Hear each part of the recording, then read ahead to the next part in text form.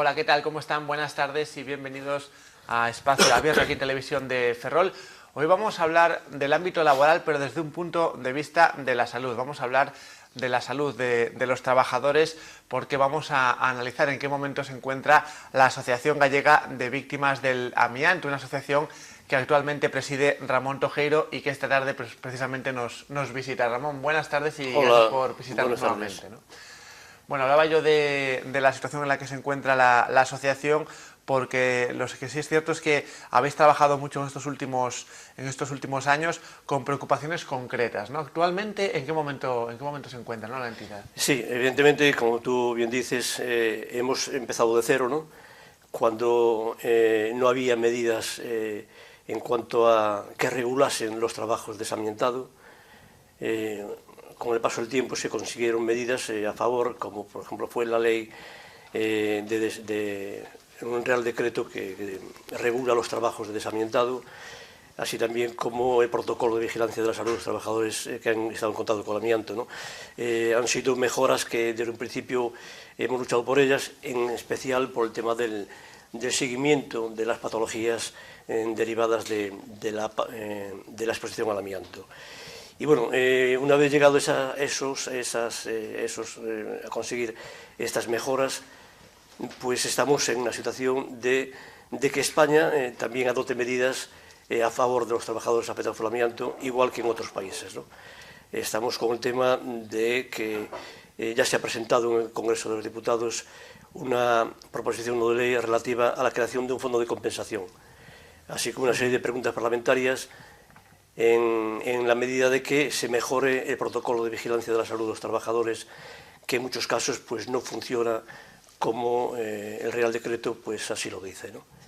Bueno, Ramón, y si hablamos del amianto, ¿se puede decir que Ferrol es una ciudad especialmente afectada por este problema? ¿Lo ha sido hace años? Sí, evidentemente Ferrol, por la industria naval, no hay que dejar de lado otros sectores también que han estado en contacto muy directo con el amianto. Siempre lo decimos, no solamente defendemos a los trabajadores que han estado en contacto con el amianto en el sector naval. La Asociación Agavida defiende a todos aquellos trabajadores y trabajadoras que en algún momento de su vida laboral hayan estado en contacto con el amianto, bien sean en el sector naval, bien sea en la construcción civil, bien sea en el ferrocarril o en el automóvil, ¿no?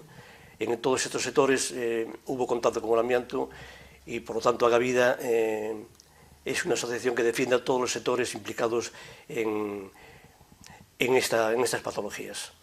Bueno, y si hablamos de resultados del trabajo de la entidad, Ramón, hay que recordar algunas sentencias favorables, ¿no?, a los afectados por el amianto y a las familias de fallecidos, ¿no? Bueno, una de las últimas que conocíamos era que el juzgado de lo social de Ferrol obligaba a Izar, ¿no?, a pagar la cantidad de 240.000 euros a la familia de un fallecido por amianto. Bueno, un paso más, un resultado más, ¿no? Sí, bueno, nosotros, a ver, la vía judicial es una vía que nosotros utilizamos mientras no esté establecido o creado este fondo de compensación, evidentemente, ¿no?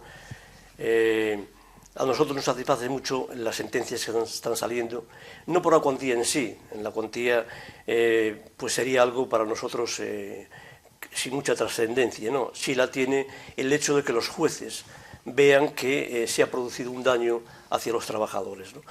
De hecho, en lo que llevamos de año hemos tenido 10 sentencias, de las cuales las 10 han sido favorables. 7 de ellas han sido de 240.000 euros. Por desgracia, pues a compañeros fallecidos, ¿no? Entonces, esta magnitud de resultados favorables, de sentencias, de las más altas de España, además, trae consigo que los jueces vean que se ha hecho un daño. Porque además se condena por falta de medidas de seguridad. Se condena por un daño que se ha hecho, pero porque no ha habido medidas de seguridad. Y por lo tanto la empresa, en este caso Izar, que es la responsable, tiene que indemnizar a los trabajadores que han sido afectados por estar en contacto con el amianto sin medidas preventivas. Entonces, evidentemente, eso es importantísimo, ¿no?, de que los jueces tengan esa consideración del daño causado. Y bueno, ¿crees, Ramón, que con estas noticias también a la gente, a los lectores, por ejemplo, de diarios, en este caso, con estas noticias se consiga sensibilizar más a la población, a la ciudadanía sobre este problema? Porque no solo también resultado de vuestro trabajo, sino también que los ciudadanos que a lo mejor no conocen este problema, pues sí que lo conozcan, ¿no?, aquí en la comarca. Sí, a ver, nosotros lo venimos diciendo desde la creación de la asociación, ¿no?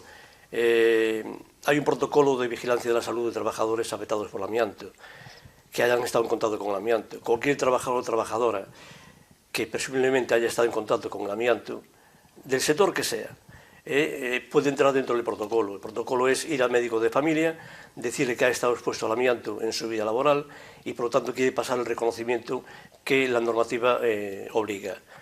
Y ya digo, cualquier trabajador o trabajadora, sin tener que acudir a nadie, simplemente al médico de familia y decirle que ha estado en contacto con el amianto, ya entra dentro del protocolo de vigilancia de la salud. Es importante que eso se sepa. Vuelvo a repetir que hay un comentario erróneo en cuanto a que solamente es el sector naval el que ha estado en contacto con el amianto y solamente es el sector naval el que tiene víctimas del amianto. Ya digo, son muchos sectores, lo decimos siempre desde la cabida, muchos sectores que han estado en contacto con el amianto y que tienen que pasar el reconocimiento. Y me gustaría volver a repetir lo que es el sector naval, sector de la construcción civil, sector del ferrocarril y sector del automóvil. Esos sectores han estado en riesgo con el amianto y tienen que pasar el protocolo de vigilancia de la salud de trabajadores expuestos al amianto. Hablabas antes también, Ramón, de responsabilidades, ¿no?, de los causantes de estos daños. Por tanto, bueno, hay que pensar también en medidas que se deben tomar pues en la actualidad para evitar daños en la salud de los trabajadores, ¿no? ¿Es fácil tomar medidas de este tipo? A ver, desde el año 2006, desde el año 2001 está prohibido el amianto en nuestro país, ¿no? Lamentablemente se prohibió en el 2001, pero no hubo medidas en cuanto a trabajos de desamiantado. El desamiantado sabemos que se prohíbe el amianto en obras nuevas, pero hay amianto instalado. Lo tenemos en muchos tejados de nuestras viviendas, lo tenemos en canalizaciones de tuberías de nuestras viviendas también, y lo tenemos en barcos que vienen a reparar que todavía tienen amianto. Y hasta el 2006 no se creó, por Real Decreto, medidas para vigilar y de alguna forma regular los trabajos de desamiantado. Por lo tanto, estuvimos 5 años ahí que los trabajadores estuvieron manipulando el amianto sin ningún tipo de medidas legisladas, ¿no? A partir del año 2006 sí hay medidas y, por lo tanto, todas las empresas que quieren manipular el amianto tienen que estar registradas en el RERA, que es el Registro de Empresas con Riesgo de Amianto. Y estas, una vez que se le aprueba el trabajo, tienen que tomar unas medidas adaptadas al reglamento que hay de seguridad para los trabajadores que manipulen ese elemento. ¿Y se están cumpliendo? ¿Sabéis, Ramón, si se están cumpliendo esas medidas? Se están cumpliendo, lamentablemente, por parte de la Administración, más que nada, ¿no? Aquí mismo en Ferrol hemos vivido, ¿no?, que el propio Ayuntamiento pues, ha aprobado un trabajo de desamiantado, de obra nueva en Sánchez de Aguilera, ¿no? Sí. Y no se tomaron las medidas que marca la legislación. Por lo tanto, la Administración es una de las primeras que está incumpliendo y tenemos que ser los trabajadores, los ciudadanos, quien tengamos que estar vigilando que se cumplan estas normas. Porque no solamente está la afectación que puedas tener con el contacto directo, sino también con contacto indirecto. Población cercana a zonas donde se manipula el amianto también está en el riesgo de contraer enfermedades. Por lo tanto, cualquier ciudadano que vea que se están manipulando elementos que contengan amianto sin las medidas oportunas que marca la legislación, tendrá que denunciarlo. Por lo tanto, es un objetivo claro, ¿no?, además de ese fondo de compensación del que me hablabas, el hecho de que se cumpla la ley, y no sé si incluso se pues redacten o se implementen más leyes. No sé si en ese terreno también queréis pelear, es decir, además de las leyes aprobadas ya, que me contabas ahora, que se aprueben otras más y que se apliquen, lógicamente, ¿no?, que algunas, como dices, no se están aplicando. Sí, a ver, evidentemente las leyes están bien, pero hay que adoptarlas de medios, ¿no? No hay censo de edificios, por ejemplo, en Ferrol, en ninguna ciudad, salvo creo que en Madrid, que se hizo un censo de edificios que contienen amianto, ¿no? Aquí en Ferrol no se ha hecho. Por lo tanto, se está trabajando un poco pues a salto de mata, ¿no? Nos encontramos con amianto con hechos consumados, cuando el Ayuntamiento tiene la obligación de hacer un registro de edificios y elementos que contengan amianto. Si eso se lleva a cabo, la ley será más eficaz, pero para eso tenemos que conocer dónde tenemos el amianto para poder tomar las medidas oportunas. La Administración, en este caso el Ayuntamiento de Ferrol, que sé que tenemos más cerca, el que más nos puede afectar, no está tomando esas medidas. No es un registro de edificios o zonas y elementos que pueden contener amianto. Eso lo estamos también reivindicando y es necesario que se haga. Bueno, y hablando también del trabajo vuestro desde la entidad, Ramón, antes al principio hablábamos de esas sentencias, dábamos así algún ejemplo, algún dato y algunas cifras. Importante, por tanto, también el trabajo de los abogados de Agavida, ¿no? Por ejemplo, pues Víctor López Casal, ¿no? Sí, bueno, nosotros no tenemos un abogado con nosotros, Víctor López Casal, tenemos una ONG. Sí. Desde que la creación de Agavida, pues Víctor se prestó a colaborar con nosotros y de verdad que si no fuera por él, pues no tendríamos los éxitos que estamos teniendo. Evidentemente el planteamiento que él hace en los juzgados en cuanto a los compañeros y compañeras afectados, ¿no?, que reclaman una indemnización por el daño que se les ha hecho, evidentemente si no fuese por la capacidad de Víctor, pues no estaríamos hablando de este éxito y de este reconocimiento de los jueces en cuanto a ver que hay alguien que ha cometido un daño. Y bueno, siguiendo con eso, si me permites, decir que estamos cambiando un poquito la estrategia en cuanto a las demandas, ¿no? Son muchos muertos ya. Son muchos muertos sin que haya culpables que paguen el delito que han cometido.